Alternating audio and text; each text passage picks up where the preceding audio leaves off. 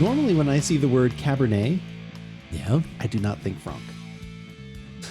it's true. Normally, the Sauvignon follows that. That's the word I look for. For the most part. I'm not against any other version of it, any other form or whatever else. That's usually the one I wind up seeing. But apparently the Fearless Flyer from Trader Joe's feels I need a little bit of an education and some other grape varietal options, I would say. Yes. Okay. This, at least as of the recording of this just dropped fairly recently, correct? Yes, just a couple days ago.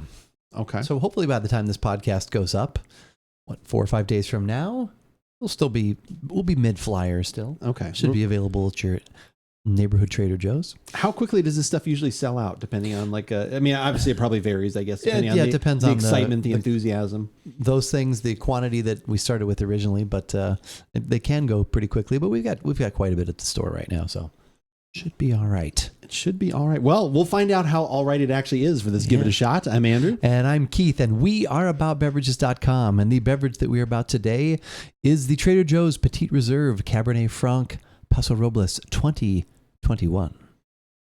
Ooh. A lot to say. Do you need a minute there? Since it is in the Fearless Flyer, I have already seen what the price is. Do you know what the price is? I do know what the price is. Gosh, I would hope so. But we will hold it back for right now, currently for anybody that is watching that does not know. I've heard good things. That was actually what I was going to ask. Not tried have you it. heard anything good about this? I have heard yet? good things Okay. from a very reliable source, but I have yet to try this. As outside the tasting room for me right now, it is not red wine season. Yeah, But inside the tasting room, it can always be a very comfortable red wine drinking temperature. Yeah, thankfully cool enough in here. That is good to hear that at least it is getting some discussion. Yeah. The last one we had from the Fearless Flyer was a little bit of a letdown for us. I Yeah, would say. it was. That was not near as well received, at least not by the two of us. I don't know how well it did sales wise. No, it's not. There's actually still quite a bit of that. It did not go nearly as well.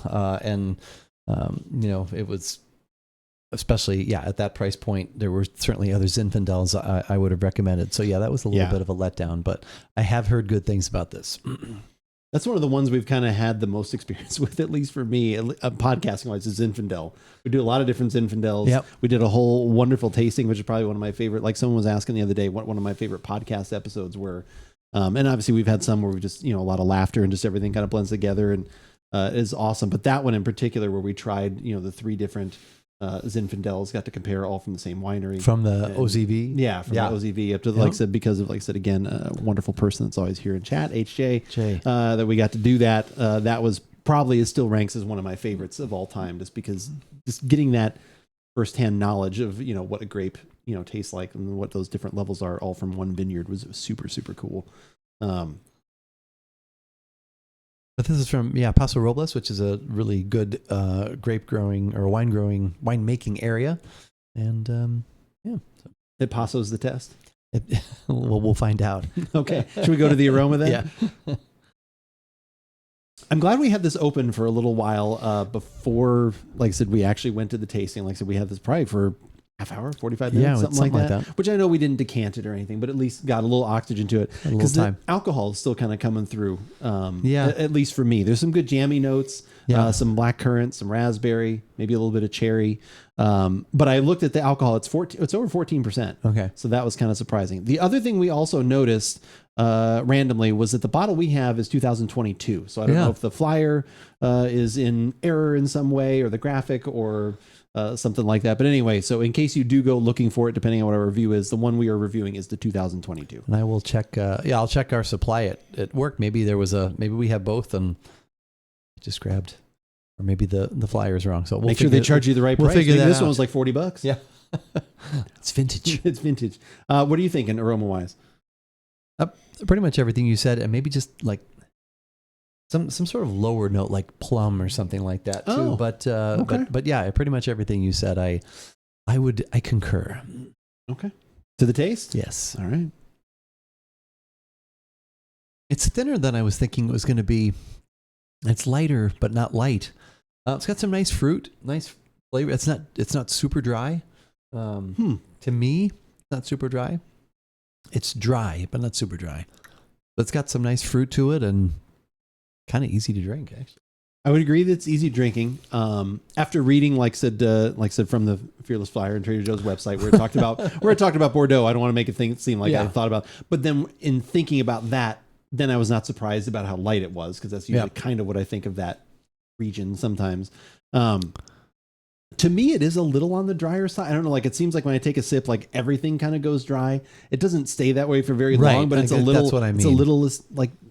Not astringent's too far, but it's definitely a little dry. But yeah, for the most part, it's easy drinking. The fruit is still there. I wish the fruit popped like a little bit more, because I think the aroma is fairly nice as it's kind of sat here in the glass like a little bit more. But yeah, overall it's good. I mean, it's.